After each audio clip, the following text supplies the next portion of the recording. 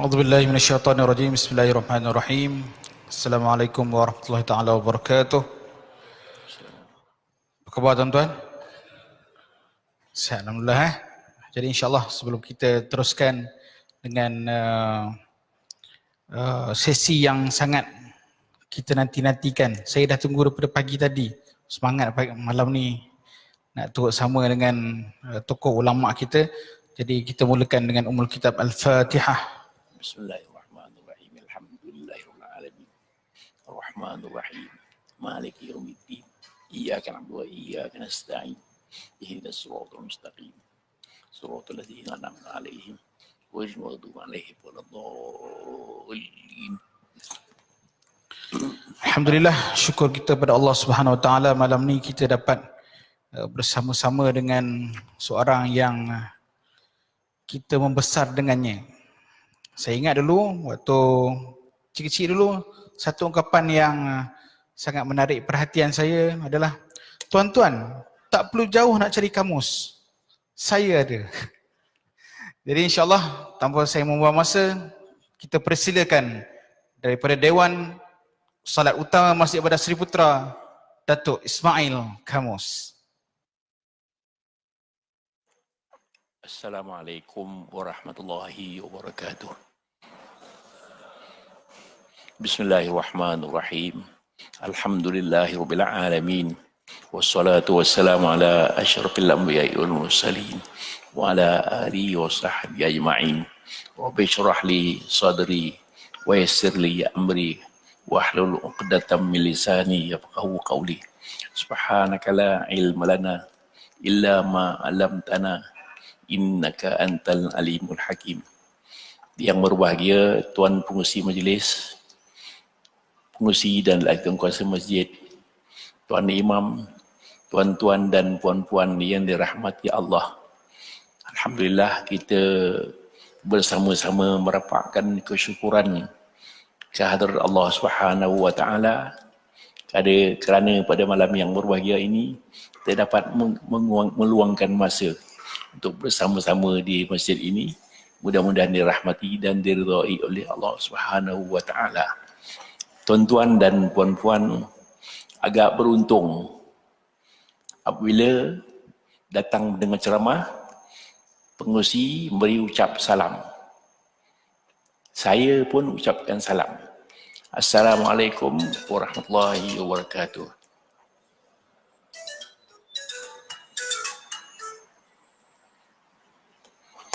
Jadi untung dapat 3. Salam 1, rahmat 1 dan keberkatan 1.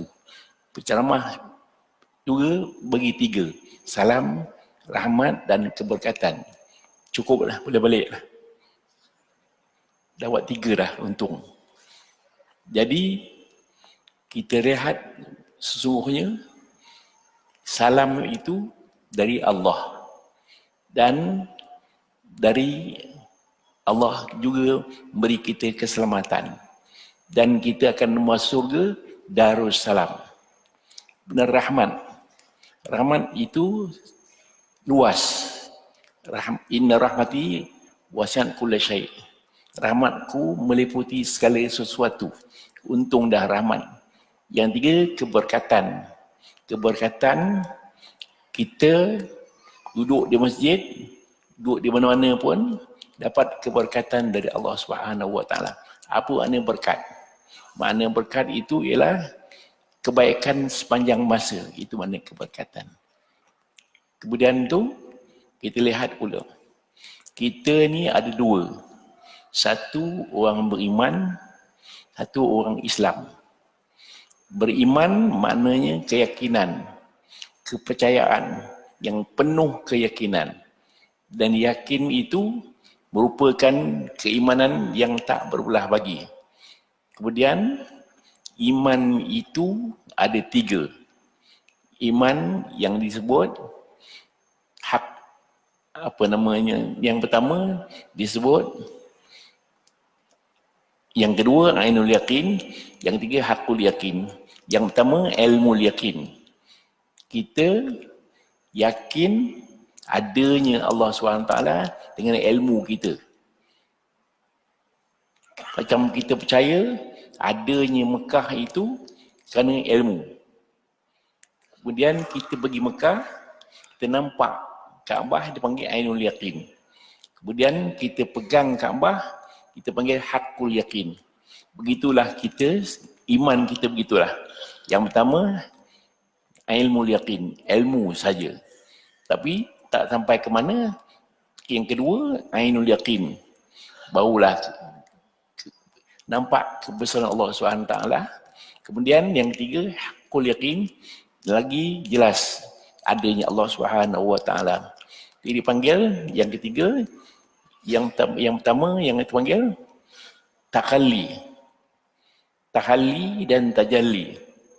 Takalli mengosongkan jiwa kita daripada sesuatu yang tidak dipercayai. Yang kedua, hak.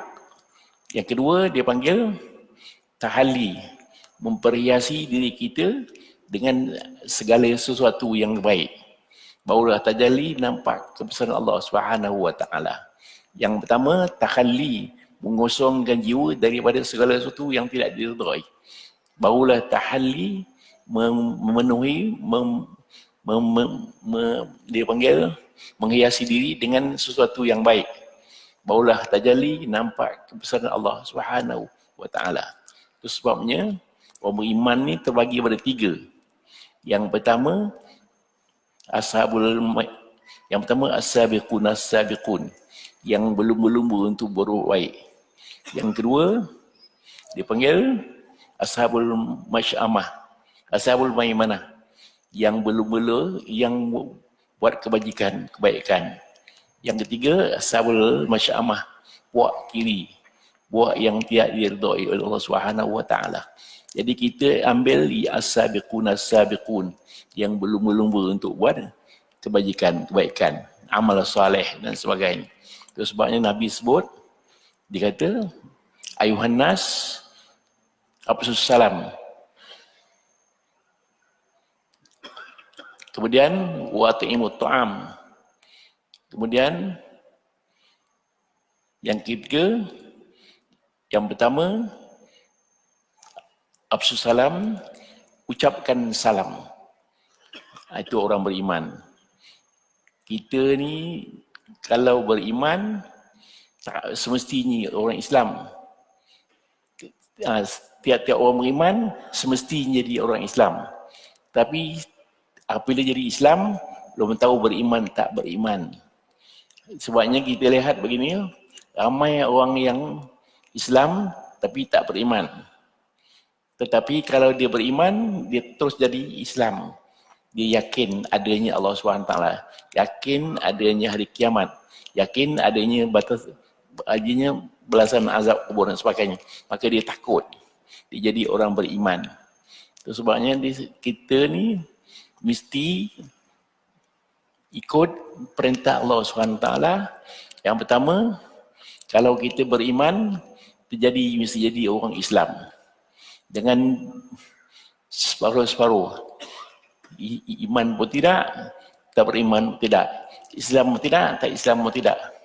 Jangan jadi burung unta. Burung unta apa? Burung pun bukan, unta pun bukan. Itu ya, takut. Jadi kita hendaklah jadi was-sabiqun as-sabiqun, berlumba-lumba untuk berbuat baik. Sekiranya kita beriman, Allah SWT, kita terus yakin adanya hari akhirat.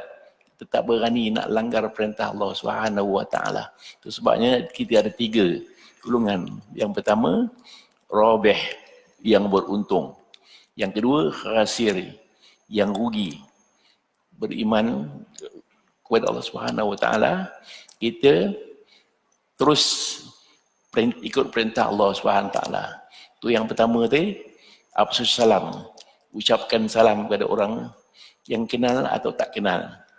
Yang keduanya, at'imut ta'am, beri makan kepada orang-orang miskin.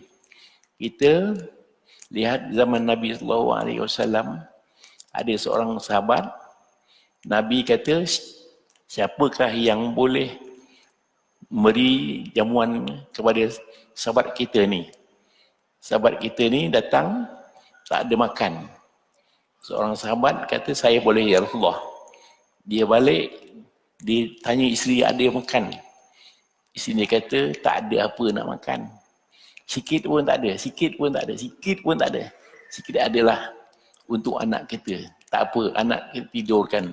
Supaya kita boleh beri makan kepada orang yang datang tetamu Rasulullah SAW. Sampai dia beri makan itu di bawah cahaya bulan.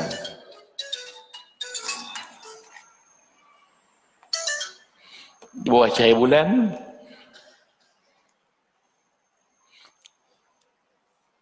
para sahabat itu makan dalam gelap. Tuan rumah tak makan, anaknya pun tak makan. Kerana menyamu tetamu. Begitulah. Sama juga seorang sahabat, tengah-tengah nak berbuka puasa, datang orang minta sedekah. Saya dah tak makan 2 hari, dia kata. Tuan rumah itu berpuasa sehari dah. Dia kata bagi dia makan. Kita baru sehari makan. Dan yang kedua datang lagi seorang sahabat, dah 3 hari tak makan. Tuan rumah 2 hari dah tak makan. Dia kata bagi orang tu makan. Kita tak payah makan. Pasal kita baru 2 hari, dia dah 3 hari. Yang ketiga, puasa lagi. Yang keempat, siapa pun tak datang. Begitu. Maka Allah abadikan kisah ayat Al-Quran, wa yut'imuna at-ta'ama ala hubbihi miskina wa yatima wa asira. Mereka beri makan kepada orang miskin, anak yatim dan orang tetamu yang tak makan. Maknanya begitulah Allah puji sahabat yang beri makan kepada orang yang tidak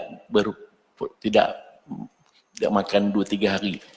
Begitulah disebut wa it'amu ta'am, beri makan kepada makanan kepada orang miskin. Kemudian wasilul arham, hubungilah kaum kerabat. Kita tak dibenarkan tak bertegur sapa 3 hari pada sahabat kita atau saudara kita. Kerana berdosa 3 hari tak bertegur. Kemudian yang akhir sekali, wasallu billaili wan nasu niyam. Bersemayanglah di waktu malam sedang manusia sedang tidur.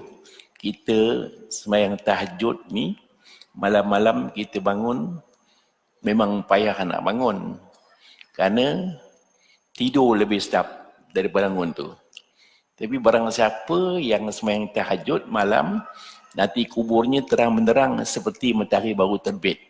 Barang siapa yang semayang di waktu malam, orang sedang tidur, dia bangun, maka kubur nanti terang benderang seperti matahari baru terbit. Kita kena buatlah semayang tu. Memang bangun malam tu memang payah. Kita lihat bahawa kita boleh berpuasa, tetapi tak boleh bangun malam. Pasal payah nak bangun. Itu sebabnya kita ni ada 4 perkara yang penting. Yang pertama, semayang. Yang kedua, zikir. Yang kedua, baca Quran. Yang ketiga, zikir. Yang keempat, bersedekah. 4 perkara yang mustahak. Yang pertama, semayang. Semayang itu ada 2-3 semayang. Yang pertama, semayang fardu. Yang kedua, semayang sunat muakkad. Yang ketiga, semayang yang tidak muakkad. Yang keempat, semayang biasa. Semayang muakkad termasuklah semayang rawatib. Kemudian semayang yang biasa, semayang yang lebih-lebih lagi, semayang sunat duha dan semayang tahajud. Semayang tahajud ni ramai orang payah nak bangun. Cuba kita biasakan bangun untuk semayang tahajud. Minal laili fatajad bina fatalak asa ayyabakara buka maqam mahmuda. Di waktu malam semayanglah tahajud, saya Allah akan utus kita tempat yang terpuji dengan kita semayang malam.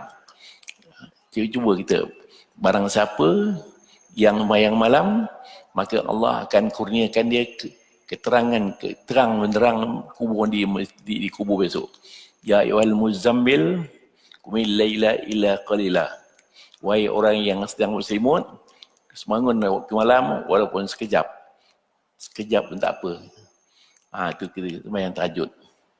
Kemudian kita lihat pula bahawa sesungguhnya kita ni termasuk golongan orang yang bertakwa. Kalau sekiranya kita beramal dengan amal soleh. Man amila solehan min dzakarin wa untha wa mu'min falanuhyiyannahu hayatan thayyibah. Barang siapa beramal soleh, baik lelaki maupun perempuan, dia orang beriman, maka nanti akan hidup yang sempurna. Sempurna yang sempurna artinya yang diridai oleh Allah Subhanahu wa taala. Kita usahakan bahawa sungguhnya takwa itu, kata Imam Sayyidina Ali berkata, al-khawfu minal jalil. Takut kepada Tuhan yang bersifat jalil, sifat kebesaran. Takut Allah SWT. Kemudian wal amalu bitanzil, beramal dengan Quran. Kita kena beramal dengan Quran. Kemudian waridho bil qalil, redha dengan yang sedikit. Kemudian yang akhir sekali, ridho bil qalil wal istidad li yaumir rahil, siap sedia untuk akhir akhirat. Itu keempat perkara. Yang pertama tadi kita sebut al-khawfu minal jalil, takut dari Allah Subhanahu wa taala. Sebabnya kita tak berani nak buat maksiat. Jangan buat maksiat walau kecil sekalipun. Dibimbangkan kecil itu disebabkan Allah murka kepada kita. Jangan buat maksiat. Itu sebabnya orang beriman ni takut kalau sekiranya ia buat dosa, dibimbangkan Allah Ta'ala murka kepadanya. Itu sebabnya jangan buat maksiat walau kecil sekalipun, sikit pun tak boleh. Pasal dibimbangkan waktu kita buat maksiat itu, Tuhan rentap nyawa kita, mati kita dalam keadaan berdosa. Jangan. Itu sebabnya kita sentiasa berhati-hati, jangan berani-rani nak buat maksiat.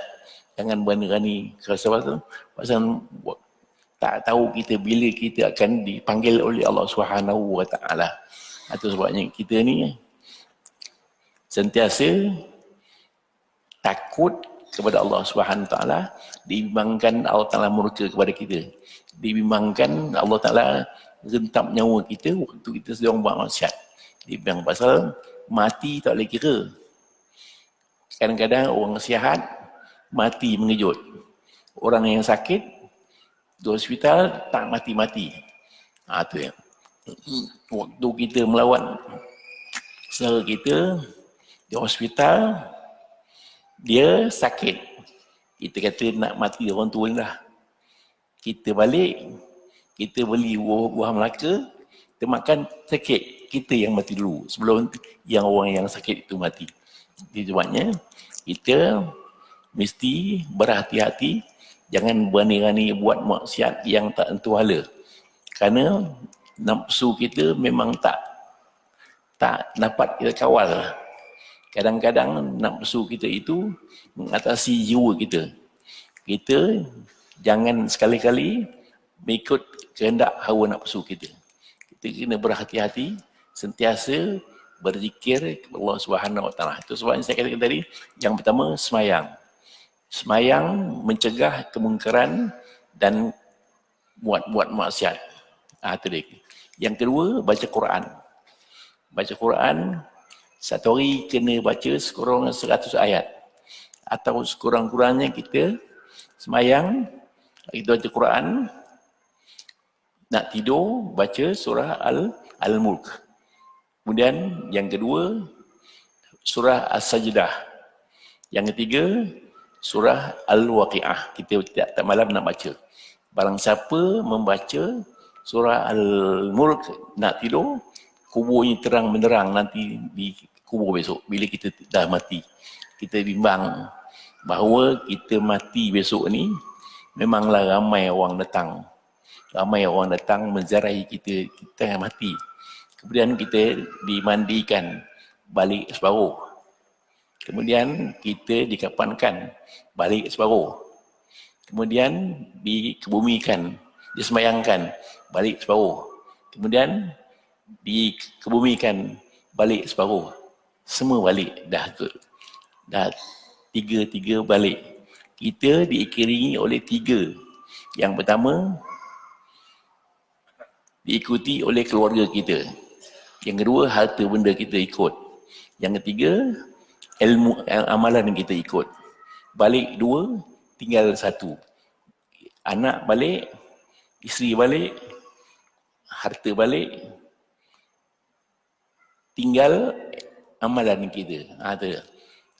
Menangis macam mana pun, balik juga akhirnya. Ada seorang perempuan telefon saya. Dia kata, Ustaz, ada seorang perempuan menangis kematian suaminya. Dia bersumpah-sumpah tak mau kahwin lagi. Tiba-tiba dia kata, dia dipinang dia orang. Boleh kahwin tak? Saya tahu bukan kawan dia lah. Saya kata lain kali bila bila suami dia mati, jangan kata apa-apa. Dia baca inna lillah wa inna ilaihi raji'un. Baca Allahumma khuluf li khairan minhu. Sambung sikit lagi. Mana apa? Ya Allah, gantikan aku suami yang baru yang lebih canggih lagi. Suami dia. Sama juga orang lelaki, seorang tua meninggal isterinya. Tiap-tiap hari dia ke kubur, dia jerus kuburnya hari. Orang kata pakcik sayang isteri hari jerus kubur. Iyalah, dia kata waktu dia mati dulu, dia pesan saya, abang jangan kahwin. Melainkan dah tumbuh rumput, baru abang kahwin. Rupanya jerus hari supaya rumput tumbuh cepat. Tu dia. Menangis macam mana pun, akhirnya kahwin juga. Tu dia. Ilmu, amalan yang tinggal. Kalau amalan tak ada, apa nak diharapkan? Itu saya katakan pesan tuan-tuan, baca Quran. Jangan tinggal baca Quran hari-hari. Pasal, barang siapa baca Quran, man qara'al Quran, ya'ti yaumul qiyamah syafi'an li ashabi. Barang siapa baca Quran, nanti dapat syafaat daripada Al-Quran itu di akhirat besok. Kita baca Quran, mudah-mudahan menjadi syafaat kita di kubur besok. Kita kena amalkan baca Quran yang tadi saya sebut tadi, tahun sekurang-kurangnya 100 ayat sehari baca Quran. Yang ketiga, zikir. Kita zikir kurang, kuatkan zikir sikit. Sekurang-kurang baca Ya Allah, Ya Allah, Ya Allah 100 kali sehari. La ilaha illallah 300 kali. Selawat 100 kali. Istighfar 100 kali. Kita kena istighfar. Walaupun kita rasa tak berdosa, kita kena istighfar 100 kali sehari. Nabi pun beristighfar 100 kali sehari. Nabi tak ada dosa pun istighfar. Kita kena istighfar di waktu sahur. Nak sembahyang tahajud, istighfar 100 kali. Bil as-sahri hum yastaghfirun. Di waktu sahur mereka beristighfar. Itu sebabnya kita lihat bahawa Nabi ajar kita dengan beristighfar, kita pun ikut Nabi yang tak ada dosa itu beristighfar 100 kali sehari. Itu sebabnya kita amalkan, jangan kurang dari 1 kali. Seorang sahabat, dia berkata, jumpa Imam Ahmad bin Hanbal, dia kata, saya dah beristighfar, semua doa-doa saya dimakbulkan oleh Allah Subhanahu Wa Taala. Melainkan saya tak jumpa lagi Imam Ahmad bin Hanbal. Tiba-tiba dia jumpa. Pasal dia istighfar banyak kali. Kita kena istighfar banyak kali. Supaya doa kita dimakbulkan oleh Allah Subhanahu Wa Taala. Itu sebabnya kita ni manusia biasa diberi empat golongan. Yang pertama, beribadat dan berdoa. Yang kedua, beribadat, tidak berdoa. Yang ketiga, berdoa, tidak beribadat. Yang keempat, dua-dua tidak. Tu. Kita kena ambil yang pertama, berdoa dan beribadat. Dua-dua. Itu yang paling afdal sekali. Itu dia panggil Ashabul Maimanah atau As-Sabiqun As-Sabiqun, yang berlumba-lumba untuk buat kebajikan. Yang kedua, Ashabul Maimanah, puak yang kanan. Yang ketiga, Ashabul Masyamah, puak kiri. Kita takut yang pertama tadi, kita termasuk golongan orang yang berlumba-lumba untuk buat kebajikan. Dibimbangkan kalau di akhirat besok kita menyesal. Pasal kita di dunia ni lara, ikut nafsu dan sukati je buat beramal atau tidak. Sekiranya kita ni beramal, sentiasa cari jalan untuk beribadat, jangan buang masa lagi. Sekiranya kita dapat melaksanakan perintah Allah Subhanahu Wa Taala dengan sepenuh-penuhnya, maka kita senang di dunia dan senang di akhirat.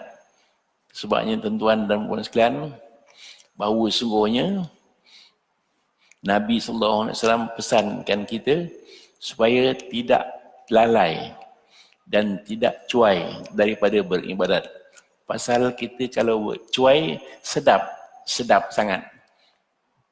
Payah kita nak ikut. Pasal dah mula senang. So, kita cuai daripada beribadat.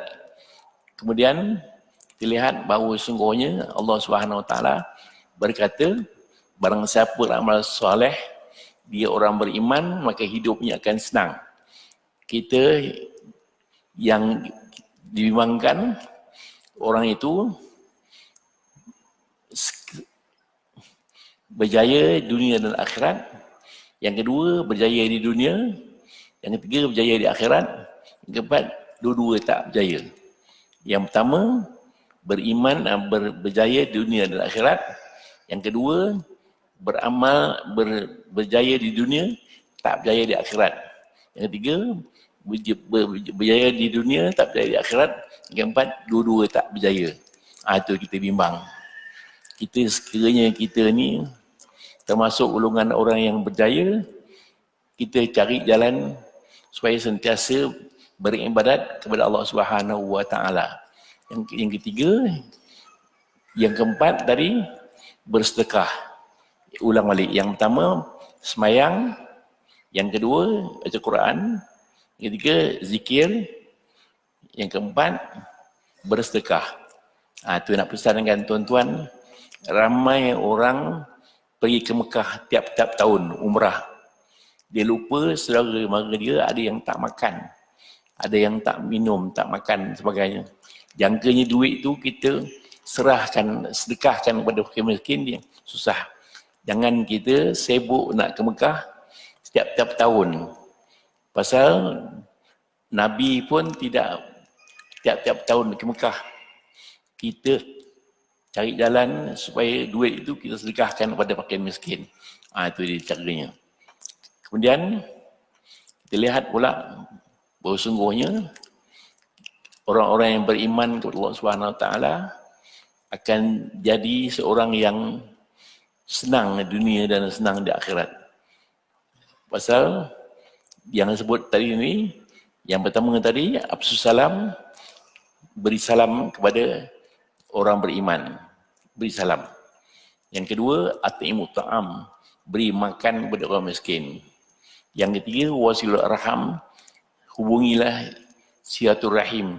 Yang keempat, wasallu bil-laili wan nahar niyam. Semayang malam, waktu manusia sedang tidur, kita beramal. Kita beramal takut kepada Allah Subhanahu Wa Taala. Takut diseksa oleh Allah Subhanahu Wa Taala. Pasal kita tidak tahu ke mana kita sebenarnya. Tak tahu kita ke mana kita sebenarnya besok di akhirat. Kita bimbang. Itu sebabnya apabila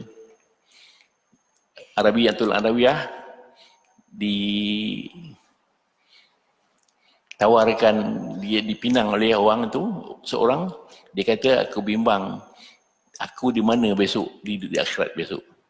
Tu sebabnya Rabi' Adawiyah dipinang oleh seorang wali Allah Ta'ala. Dia kata,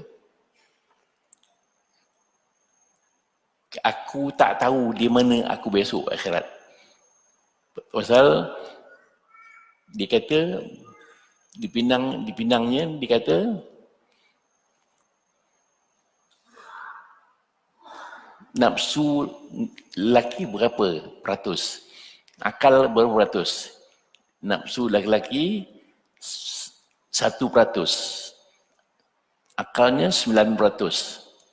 Orang perempuan akalnya 9%, nafsunya 1%. Dia kata, tak malukah engkau? Engkau seorang lelaki nafsu 1%, nafsu 1%, tetapi tak tahan, terikut dengan nafsu. Malu wali itu, dia pun kembali dengan keadaan malu dengan Rabi'atul Adawiyah itu. Kemudian kita lihat pula bahawa sungguhnya yang keempat wasallu billahi wa nahruniyam tidur tadi.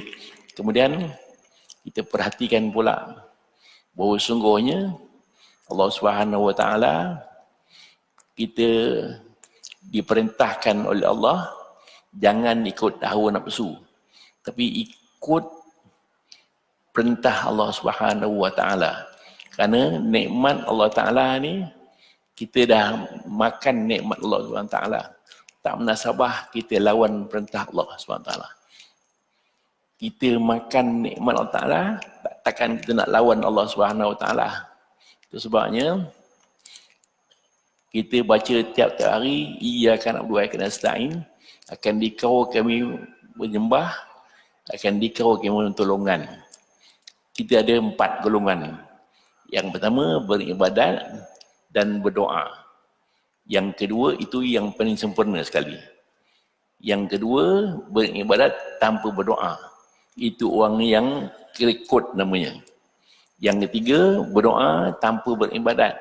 Itu gila babi namanya. Yang keempat, dua-dua tidak. Beramal tidak, beribadat pun tidak. Itu sebabnya kita kena ambil yang pertama, beribadat dan berdoa. Kita sentiasa cari jalan supaya tidak tinggalkan ibadat. Tidak tinggalkan ibadat. Iyyaka na'budu wa iyyaka nasta'in. Akan dikau kami sembah dan akan dikau kami menolongan.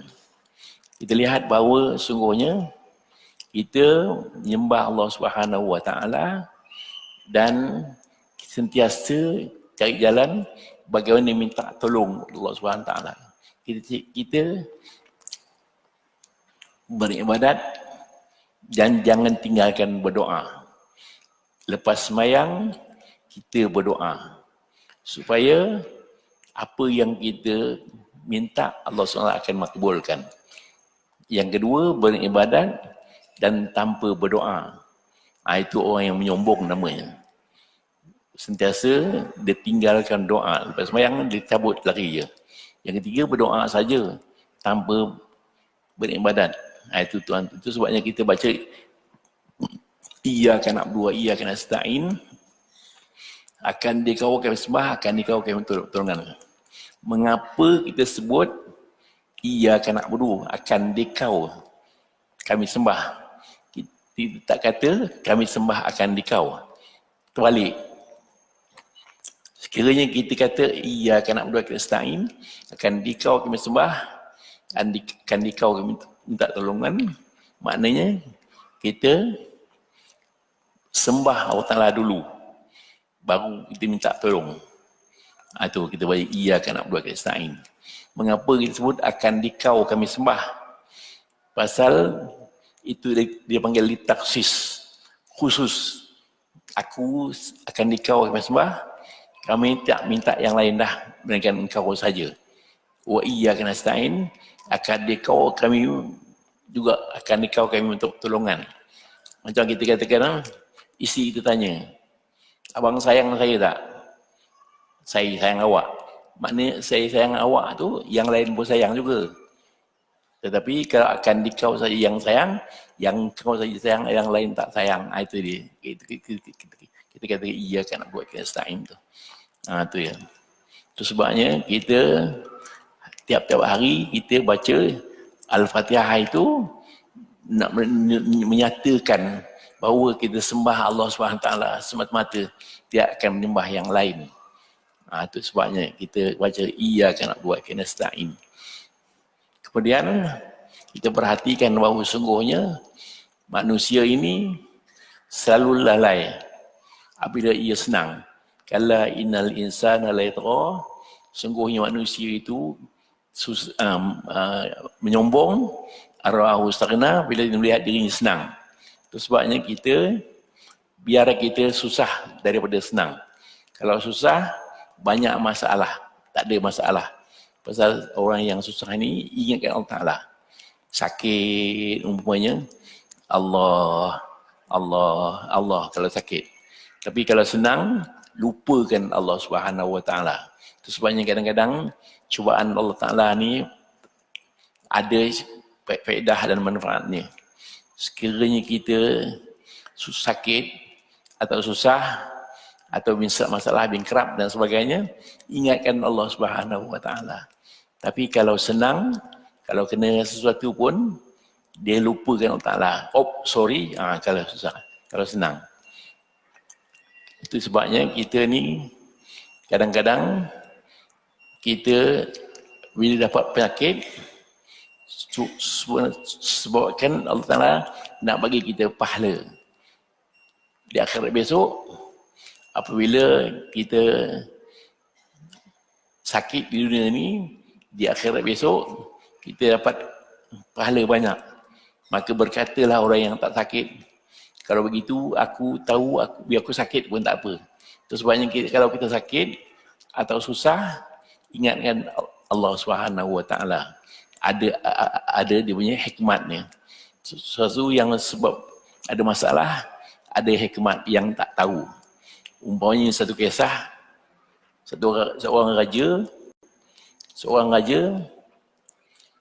dia nak sangat ke dapur. Penasihat dia berkata, jangan nanti pisau tajam, bahaya. Nak juga. Pergilah. Pergi potong-potong sayur, terpotong tangannya, putus tangan dia. Kemudian, dah elok-elok dah baik, dia pun pergi memburu. Termasuk tempat orang makan orang. Ditangkapnya raja tu, dipeksanya. Tengok-tengok ada kekurangan. Potong tangan terpotong. Macam kita nak buat korban. Kalau ada cacat, tak sah korban. Maka raja tu tak jadi ditangkap, dilepaskan saja. Nasib baiklah dia terpotong tangan. Kalau tidak, dia kena makan di musuh itu. Jadi, nasib baik penasihat dia tu tak ikut sama. Kalau ikut sama, dia akan ditangkap oleh raja, oleh musuh, oleh orang yang makan orang itu. Itu hikmat Allah Ta'ala bagi. Dia tak tahu nasib baik, yang masalah itu, dia tak tahu hikmat yang dia terpotong tangan. Itu hikmat. Kita kalau sakit, kalau susah, apa benda pun, ada hikmat yang tak tahu apa sebabnya Tuhan bagi kita sakit begitu. Begitulah kita lihat, sungguhnya beriman tadi ni,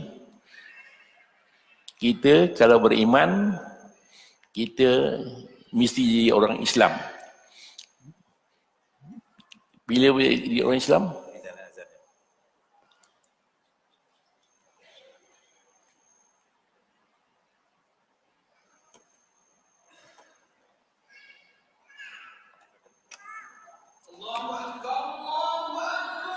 Allahu Akbar.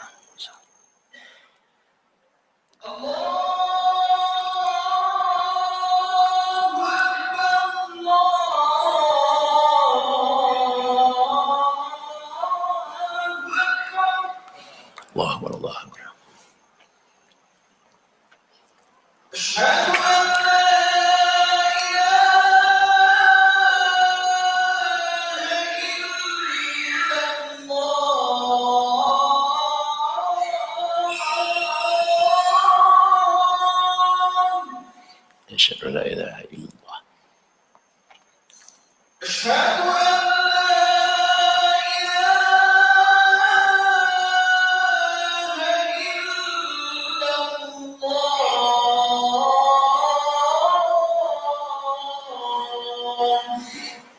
an la ilaha illallah.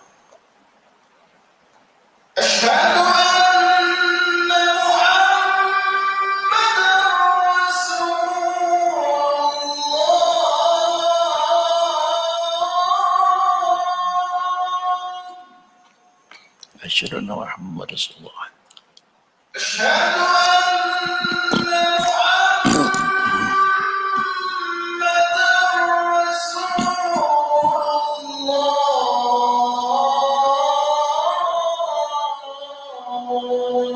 Asyhadu anna Muhammadar Rasulullah.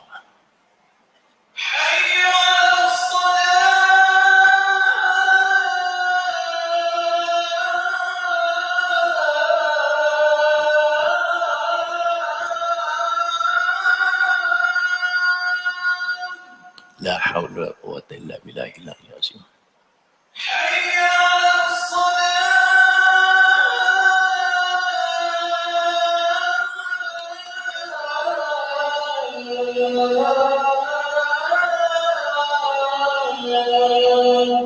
La haula wa quwwata illa billahil azim.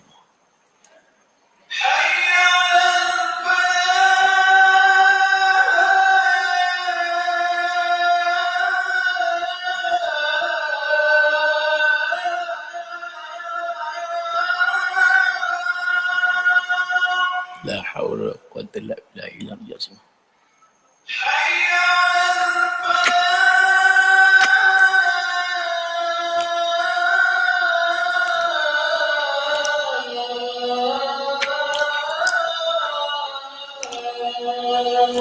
La haula wa quwwata illa billahil aliyyil azim. Allahu akbar, Allahu akbar. Allahu akbar.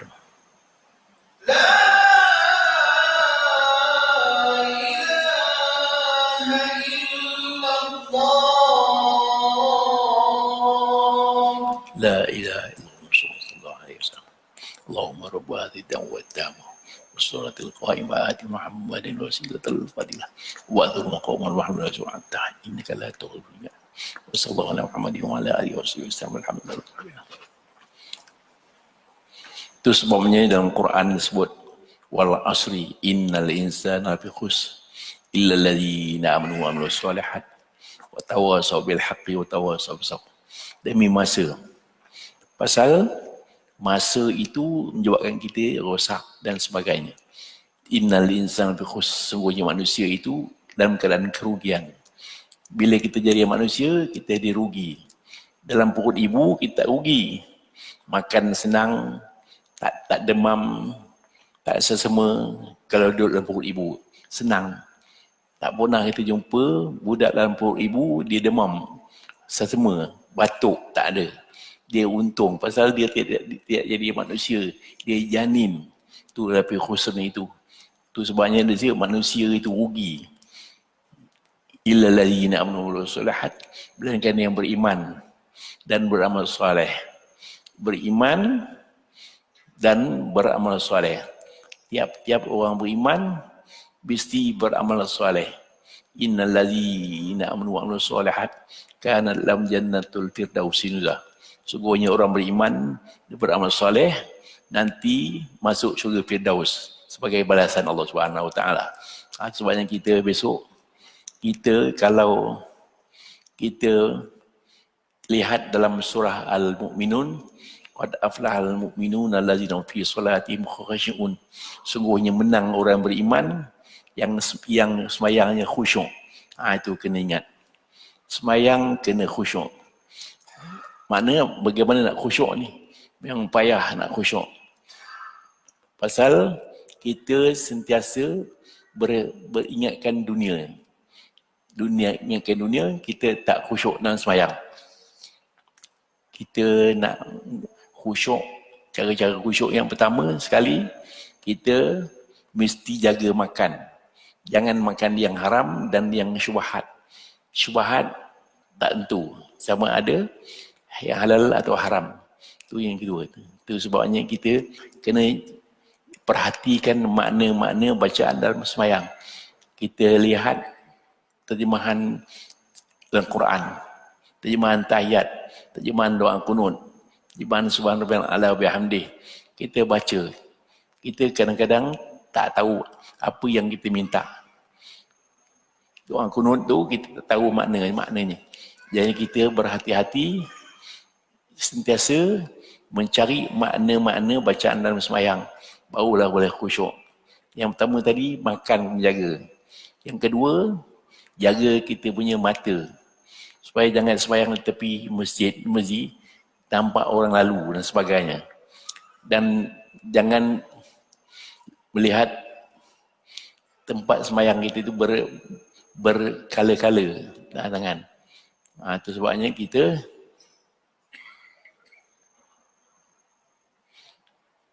khusyuk dalam sembahyang. Yang kedua, walazina ma'allahu urdun. Tinggalkan yang lawa-lawa.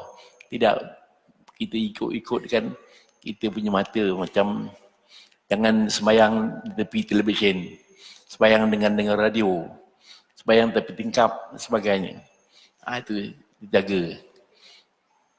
Jaga supaya kita sentiasa khusyuk dalam sembahyang kita. Pasal takut di akhirat besok tengok kita punya pahala sembahyang tak ada. Pasal tak khusyuk dalam sembahyang. Itu dia, kita kena khusyuk. Khusyuk betul-betul. Jangan ingatkan dunia ni. Dunia lara. Itu dia.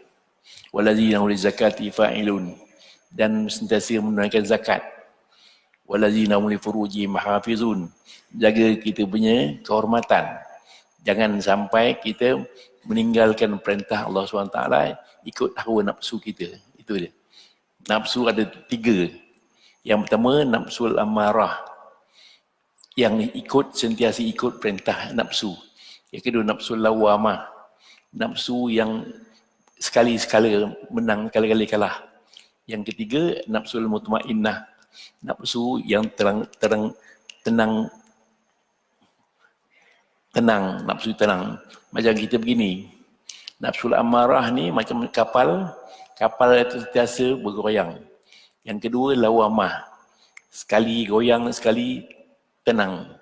Nafsu mutmainnah sentiasa tenang. Itu ya ayat Tuhan, nafsu mutmainnah.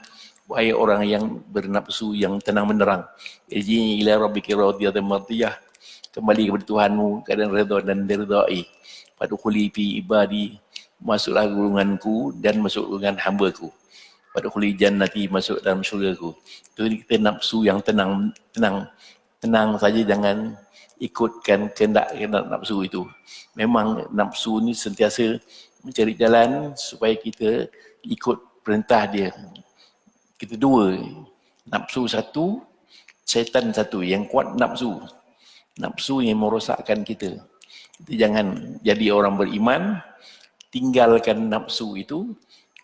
Kerana nafsu itu dia sentiasa mencari jalan supaya kita rosak, supaya kita ikut kehendak dia.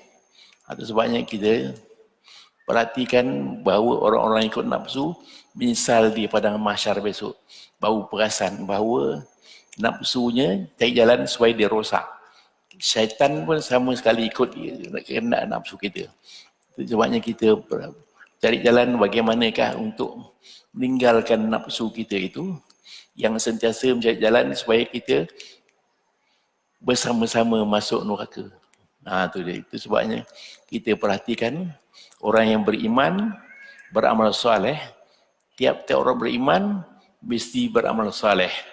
Orang beramal soleh sentiasa disenangi oleh Allah SWT. Kemudian barulah wa tawassaw bil haqqi, mengajak supaya ikut kebenaran, wa tawassaw bis sabr, dan mengajak supaya sabar menghadapi cubaan. Kita apabila ada 4 ini, kita akan selamat dunia akhirat. Yang pertama beriman, yang kedua beramal soleh, yang ketiga mengajak kepada kebenaran, keempat mengajak supaya sabar menghadapi cubaan.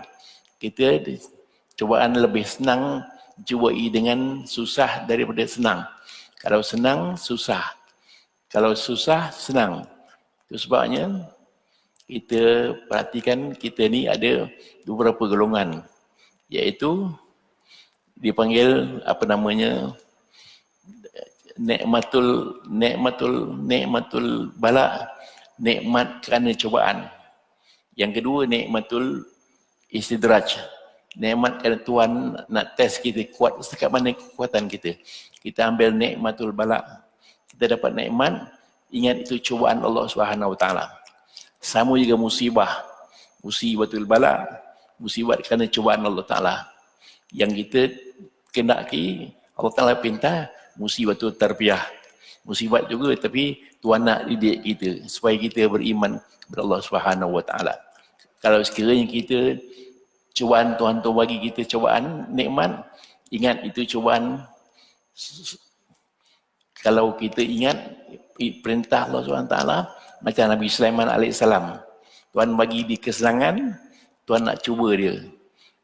Tu Nabi Sulaiman kata, ini cubaan Tuhanku untuk nak menguji aku setakat manakah aku beriman atau tidak. Nabi Sulaiman pun cubaan Tuhan juga. Kita kalau Tuhan dia bagi kesenangan, kita beringat cubaan Allah Subhanahu Wa Taala, bukan sebagai kesenangan untuk senang. Cubaan, kadang-kadang kita bila senang lupakan Allah Subhanahu Wa Taala. Kita segala susah ingatkan Allah Subhanahu Wa Taala. Kita dulu masa tak apa, senang pun ingat Allah Taala, susah pun lagi ingat kepada Allah Subhanahu Wa Taala. Begitulah tuan-tuan dan puan sekalian, kalau beriman, beramal soleh, itu kalau takut kepada perintah Allah Subhanahu Wa Taala. Itu dia. Kemudian kita perhatikan tiap-tiap orang beriman, dia dalam dunia ni ada kesenangan, ada kesusahan dia. Kalau senang, memang itu cubaan Allah Subhanahu Wa Taala. Kalau susah pun cubaan Allah Subhanahu Wa Taala. Kita jangan lupa bahawa perintah Allah Subhanahu Wa Taala, kerana dia memberi kita nikmat, jangan lawan perintah Allah Subhanahu Wa Taala. Jadi begitu. Jadi tuan-tuan, begitulah setakat yang saya mampu. InsyaAllah jumpa lagi pada lain masa yang lain. InsyaAllah. Jadi sebelum kita tangguhkan majlis ini, kawan saya tadi ada bawa buku surah Yasin ni, ada mengandungi surah Yasin dan maknanya dan doa dan maknanya, dan juga dia panggil ada istighasah. Istighasah ni ada doa-doa yang minta pertolongan dari Allah Subhanahu Wa Taala. Kita baca Yasin pun Tuhan tolong juga, tapi ada wirid istighasah. Tu. Yang keduanya, kita ada buku Sempurnakan Solat yang dikarang oleh kawan saya dan saya sendiri untuk renungan bersama. Yang ketiga, Kismis ni untuk anak-anak kita untuk terang hati, insya-Allah. Kalau tuan-tuan nak berhajat untuk belinya, boleh berhutang dengan kawan-kawan sendiri. Tu. A'udzubillahi minasyaitonirrajim. Bismillahirrahmanirrahim. Alhamdulillahirabbil alamin. Wassalatu wassalamu ala asyrafil anbiya'i wal mursalin wa ala alihi washabbihi ajma'in. Allahumma amnun alaina bi safa'il ma'rifah wa hablana tasihhal muamalah bima bainana wa bainaka ala sunnah warzuqna sidqat tawakkuli alaika wa sunnah nabik amnun alaina bi kulli ma yuqribuna ilaika makruna bi fi darain rahmatika arhamar rahimin wa sallallahu ala muhammadin wa ala alihi wasallam walhamdulillahi rabbil alamin. Wassalamualaikum warahmatullahi wabarakatuh.